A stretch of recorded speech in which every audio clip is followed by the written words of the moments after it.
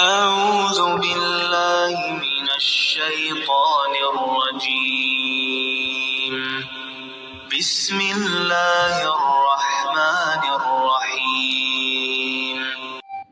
باقر مجلسی کی کتاب بحر الانوار جلد 12 کے صفحہ نمبر اردو ترجمہ کے 580 81 82 پر ایک لمبا واقعہ درج ہے، لمبی ترتیب ہے، اور جگہ پر بھی کافی جگہوں پر اسی کتاب میں درج ہے، لیکن میں جہاں کی بات کر رہا ہوں وہ یہی صفحات ہیں۔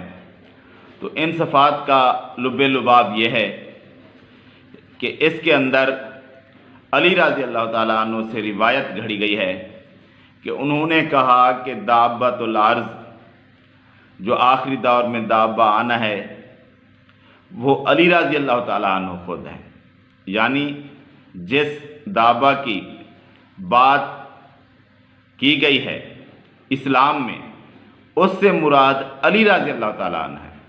قرب قیامت میں جو دابہ نکلے گا اور لوگوں سے کلام کرے گا اور ان پر مہریں لگائے گا، تو اس سے مراد ان شیعہ کے مطابق علی رضی اللہ تعالیٰ عنہ ہے، ان کے علاوہ کوئی نہیں۔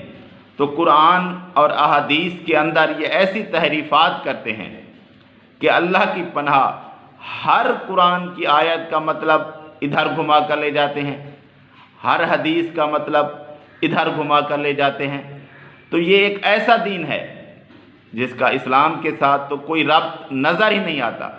بس یہی بات ہے کہ یہ مسلمانوں کی کچھ شخصیات کو مانتے ہیں، بس یہی ان کا ربط ہے اسلام کے ساتھ۔ لیکن ان کا اسلام ایک ایسا اسلام ہے جو نہ قرآن میں ملتا ہے نہ نبی کے فرمان میں ملتا ہے۔ اب یہ کہاں کی بات ہوئی کہ دابہ سے مراد علی رضی اللہ تعالیٰ عنہ ہو گئے اور وہی قرب قیامت میں آئیں گے، اور یہ بھی ان کی ایک رجت ہوگی، نعوذ باللہ من ذالک۔ اس طرح کی من گھڑت باتیں علی رضی اللہ تعالیٰ عنہ کی طرف منسوب کرنا یا اہل بیت کی طرف منسوب کرنا، یہ ایک بہت بڑا جرم ہے جسے ان لوگوں نے پھیلا رکھا ہے۔ اللہ تبارک و تعالی ہر مسلمان کو ان کے فتنے سے بچائے۔